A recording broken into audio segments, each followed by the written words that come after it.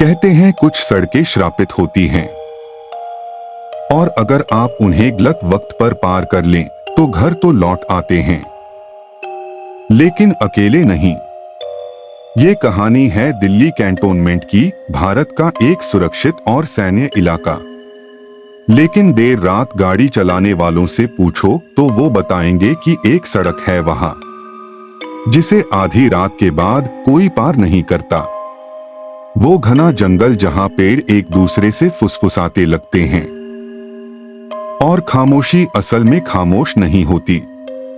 रवि पश्चिम दिल्ली का एक auto rickshaw driver उस रास्ते को अच्छे से जानता था।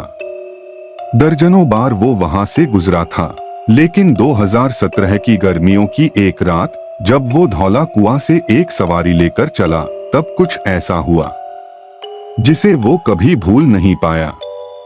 वक्त था रात का 1:15। सड़कों पर सन्नाटा था।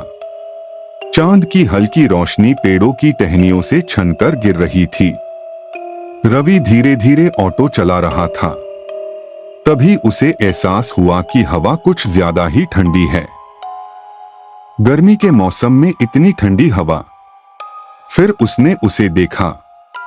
एक औरत सफेद साड़ी में सड़क के किनारे अकेली खड़ी थी। उसके बाल खुले थे, चेहरा एकदम सफेद, आंखें बिना पलक झपकाए बस देख रही थीं। औरत ने हाथ उठाकर लिफ्ट मांगी। रवि की उंगलियां ब्रेक पर चली गईं, लेकिन अगले ही पल उसे कुछ अजीब सा महसूस हुआ। वो डर गया और गाड़ी की स्पीड बढ़ा दी। पीछे मुड़कर देखा, वो वहां नहीं थी। लेकिन कुछ ही सेकंड बाद वो फिर दिखी, इस बार सामने रास्ते में। रवि ने तेजी से ब्रेक मारे, लेकिन कोई टक्कर नहीं हुई, कोई आवाज नहीं। वो औरत फिर गायब थी।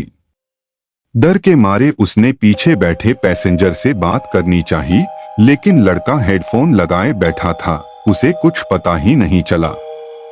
रवि ने फिर से ऑटो स्टार्ट किया। मन ही मन हनुमान चालीसा दोहराने लगा। लेकिन तभी हवा में एक सुनसान सी लोरी गूंजने लगी, जैसे कोई औरत धीरे धीरे गा रही हो। और फिर रवि को महसूस हुआ, उसकी गर्दन के पीछे किसी की ठंडी सांसें। उसने कांपते हुए पीछे देखा और उसकी चीख निकल गई। वो औरत अब उसके ऑटो के अंदर थी। वो पैसेंजर और रवि के बीच में बैठी थी और सीधे रियरव्यू मिरर में उसे घूर रही थी। उसकी आंखें काली, चेहरा झुलसा हुआ और होठ कुछ बोल रहे थे, लेकिन आवाज नहीं आ रही थी।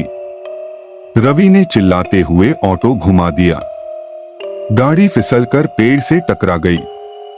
जब होश आया, वो औरत वहां नहीं थी।